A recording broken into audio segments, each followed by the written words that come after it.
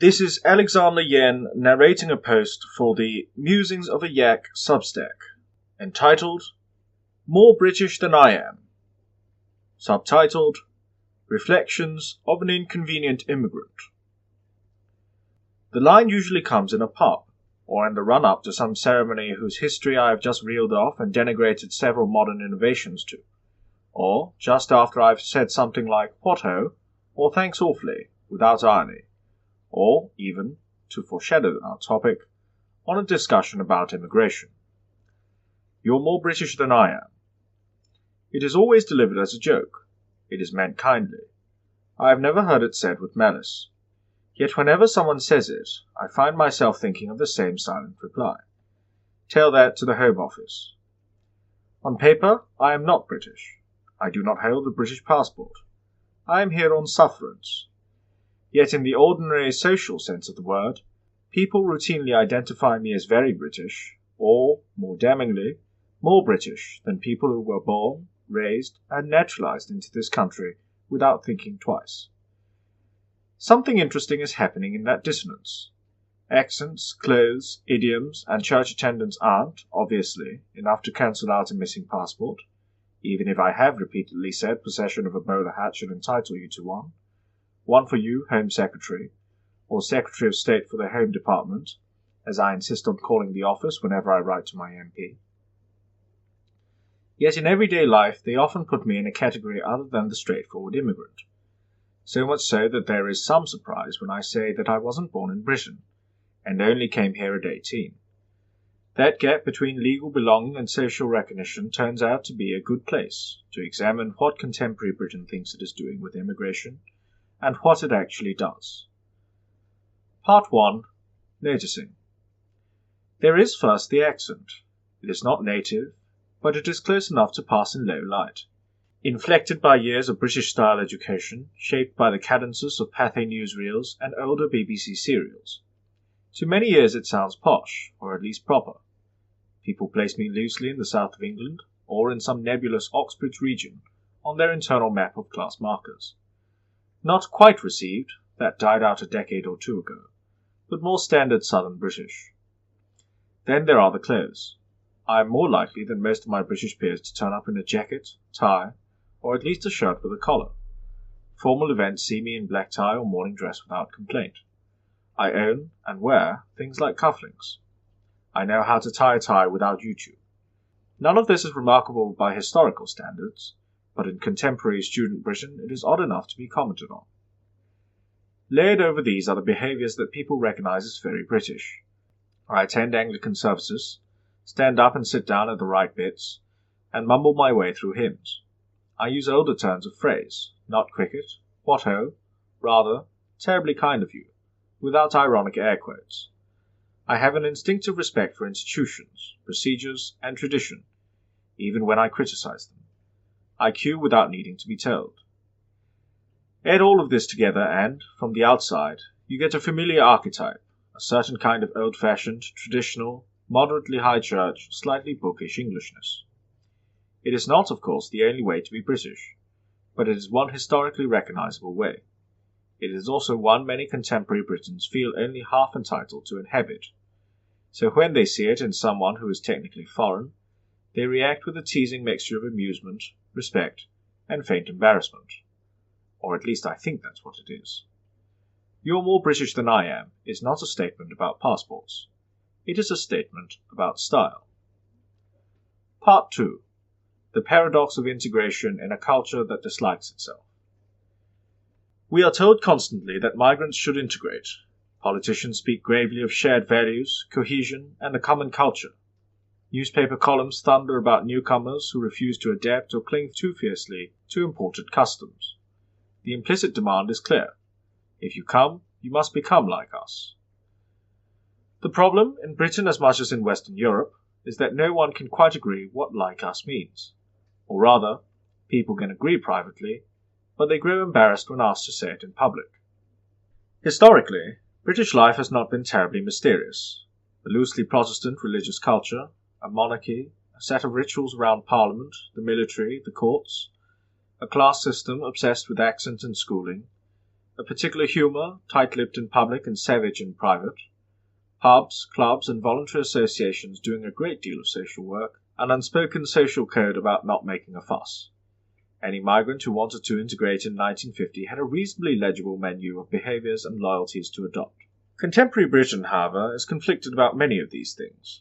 It remains shaped by them, but it is also faintly embarrassed about them, associated as many of these things are with the heyday of the empire and all that beastliness. Religion is suspect. Monarchy is contested. Class markers are officially denied yet ruthlessly enforced, informally of course. Patriotism is allowed on sporting occasions but distrusted elsewhere. The culture runs on inheritance, but intellectual respectability demands pretending we built everything from universal values last Tuesday. The result is a strange paradox. Migrants are told they must integrate into British society, but the moment anyone tries to define that society in concrete, historical terms, the room falls awkwardly silent. You may assimilate, but into what exactly? You are not supposed to ask too loudly. It is in this context that my clothes, accent, and Anglicanism become provocative. I have, quite straightforwardly, tried to integrate into a version of Britain that takes its own history, institutions, and rituals seriously. I have done what the rhetoric claims to desire, and it is perhaps my misfortune in that, having done so, I find it difficult to extricate myself. But the Britain of contemporary debate often does not want to see itself that clearly. So my attempt at assimilation produces not straightforward acceptance, but a kind of nervous laughter. You recognize what I am doing, but you are not entirely sure you approve of the thing yourself. So when a British friend tells me I am more British than they are registering this difference. They are noticing that I treat things that they have been taught to hold at arm's length with a seriousness they reserve for private passions. Where they might speak of monarchy or church or tradition with a thick layer of irony, I speak with a mixture of affection and critical loyalty. To them, this looks like a kind of conservative zeal. We could dismiss this as a harmless joke if it did not have wider implications. But it does. For if it is increasingly, at least, a small minority of immigrants who treat national institutions as worth sustaining, while native elites oscillate between embarrassment and contempt, then the entire logic of the immigration debate starts to distort. Public rhetoric insists that migrants must adopt our culture. In practice, what happens is often the reverse. Migrants discover, try to inhabit, and sometimes preserve a culture that large chunks of the native middle class no longer quite believe in. The immigrant, paradoxically, becomes a custodian of forms that the national mainstream has ceased to understand as anything other than heritage tourism. Part 3. The suspicion of thick assimilation. There is another layer to this discomfort. It is one thing for a migrant to adopt British values in the thin, official sense. Democracy, equality before the law, tolerance, and so on. Very few people object to that, or at least should object to that. And most immigration paperwork now treats this small checklist, with the addition of a small list of saints' days, famous sports people, and inventors, as the essence of national identity. The implicit archetype in most liberal discourse of the ideal immigrant is one who is hard-working, grateful, entrepreneurial, and politely distanced from the host nation's older loyalties. He or she contributes economically, embraces the generic virtues of tolerance and diversity, and does not get too interested in the country's pre-existing myths, saints, and scars. This figure is easy to praise. If you are visibly foreign but talk endlessly about how much you love our NHS, or extol the virtues of diversity and openness, you fit the script of the good immigrant perfectly. You reaffirm the stories the country's liberal institutions tell about themselves. You validate a self-image in which Britain is primarily a procedural, post-national space.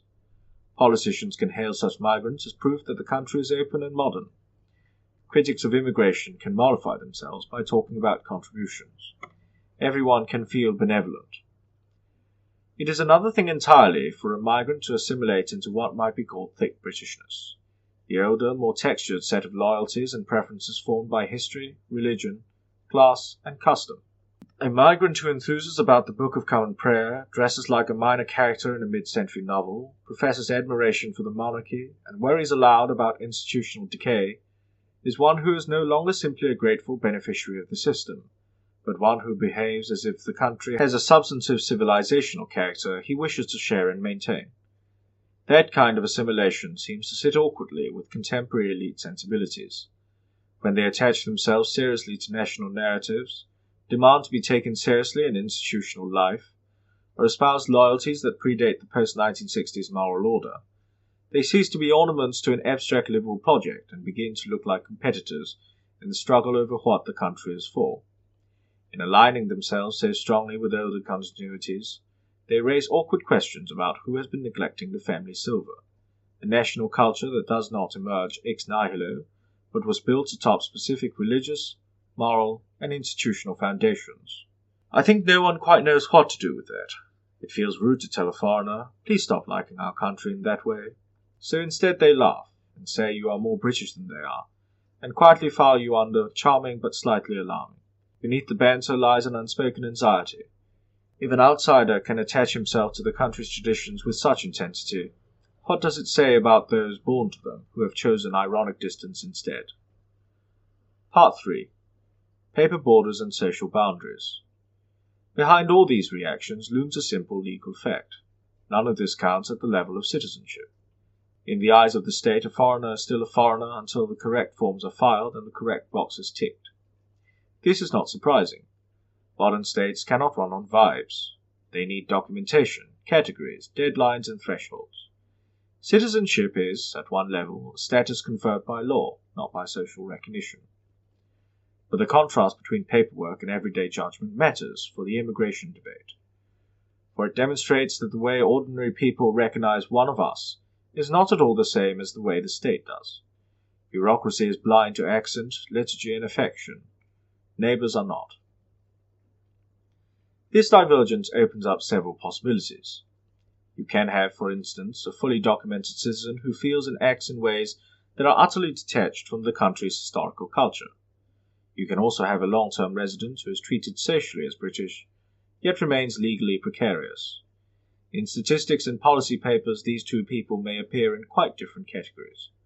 In the pub, they may appear the reverse.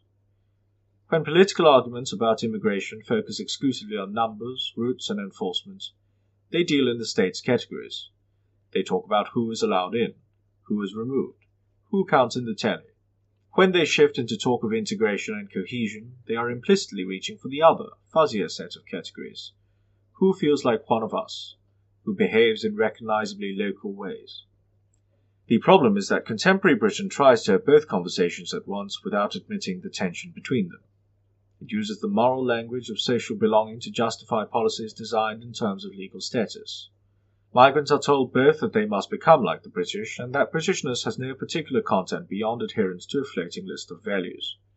People like me, who have clearly adopted a concretely British style of life while lacking the document, expose the incoherence.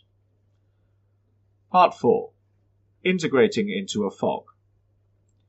The phrase British values does a peculiar kind of work. It promises content, but delivers mostly abstractions. When you strip out the history that generated them, ideals such as tolerance, democracy, and mutual respect could belong to almost any liberal democratic society. They are worthwhile, but they are thin. By contrast, the things my friends are reacting to when they tell me I'm more British than they are resolutely thick. They involve particular institutions, the Church of England, the monarchy, the common law, and the ritual life of the nation. They involve particular habits of speech, humour, and dress. They involve inherited patterns of feeling about authority, privacy, and embarrassment. These thick elements are what make British life feel British rather than generically Western. They are also precisely the elements that the state is most reluctant to mention in official documents, because naming them would open up countless thorny arguments about religion, history, class, and power. Migrants are expected to integrate into a country that will not clearly define itself. The result is, I suppose, quintessentially British, a fog. You arrive, you are told that you must adopt British values, but you notice that some of your neighbours are shaped by something more than the bullet point list on the government website. You infer, quietly, that if you really want to belong, you must learn the deeper grammar, when to self-deprecate, when to complain, when to shut up, what to wear to a funeral, how seriously to take the monarchy, which forms of enthusiasm are permissible in public.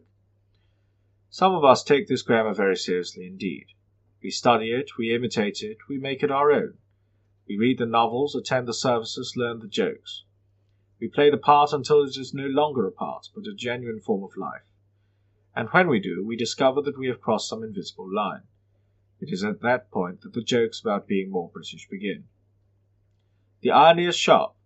The immigrant has integrated, not into the thin, test-friendly concept of Britishness the state prefers, but into the messy, rich, historical thing itself. In doing so, he or she stumbles into the center of debates that the country has been trying to avoid having for decades. Part 5. Reflections on the Immigration Debate. Contemporary British arguments about immigration often proceed as if the only question were numbers and controls. How many, from where, under what conditions? Talk of integration is bolted on as a moral justification, but rarely thought through in detail. My situation is, in one sense, an edge case. Most migrants do not obsessively collect archaic idioms or fall in love with Anglican liturgy. Some, indeed, could be said to bring and refuse to abandon cultures, values, and practices completely antithetical to British life. But edge cases are often clarifying.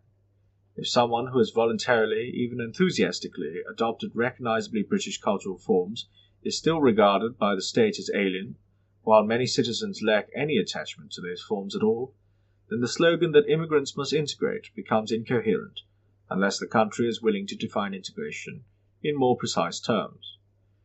There are, it seems to me, broadly 3 ways forward. The first is to abandon talk about cultural integration altogether and treat immigration purely as a question of capacity, employment, and law. On this view, provided people obey the law and pay taxes, what they believe and how they live is entirely their own affair. Britishness is reduced to an administrative, almost gym, membership. The second is to double down on those thin values, to insist that British values in the abstract are all that matter, and the older institutions and loyalties are private tastes. This is roughly where much of the political class sits now. It has the advantage of sounding inclusive, and the disadvantage of being unmoored not only from everyday experience, but the actual things that constitute society.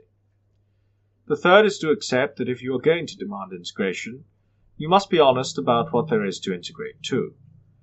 That means admitting that British society is not simply a universal liberal project, but a particular, historically formed way of life, with roots in Christianity, monarchy, common law, and shared stories.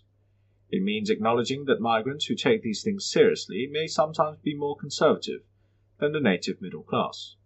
It means recognizing that cultural continuity may increasingly be sustained by those who chose this country, rather than inherited it by birth. If we choose the third path, then the line "you're more British than I am" would cease to be merely a joke. It would become a prompt to self-examination. Why exactly do you feel less British than someone who arrived later? Which parts of the inheritance have you quietly dropped, and why? Is that a gain, a loss, or both? Part 6. What does it mean to belong? When a friend tells me I'm more British than they are, I laugh along with them. It is a compliment of sorts, and it comes from affection. But I also hear the nervousness behind it. They recognize a style of life that their parents or grandparents might have lived more easily, and which they, for various reasons, approach with hesitation. For my part, I am caught between 2 realities. On the one hand, I feel in many ways at home here. The cadences of moderately sized city life, the rituals of college and chapel, the texture of political argument, even the weathered humour of complaining about the weather, have all sunk into my bones. On the other hand, my legal position remains contingent. My presence is, ultimately, at the discretion of a system which does not particularly care. This is not a plea for sympathy. I am, by global standards, extraordinarily fortunate. But the disjuncture is instructive. It shows what happens when a country asks migrants to integrate while refusing to look squarely at the thing they are integrating into. It generates absurdities like the foreigner who can be recognizably British while remaining, formally, outside the circle. A healthier Britain would be less embarrassed by its own continuity. It would be able to say without flinching that its institutions, churches, monarchs, and customs are not mere decorations but part of the moral architecture into which newcomers are invited. It would then be possible to speak honestly of integration as a shared project, rather than a vague demand. Until then, I will go on attending Sunday morning services, overdressing for social occasions, and quietly filling out forms. But somewhere between the parish register and the Home Office database, a country is trying to remember what it is.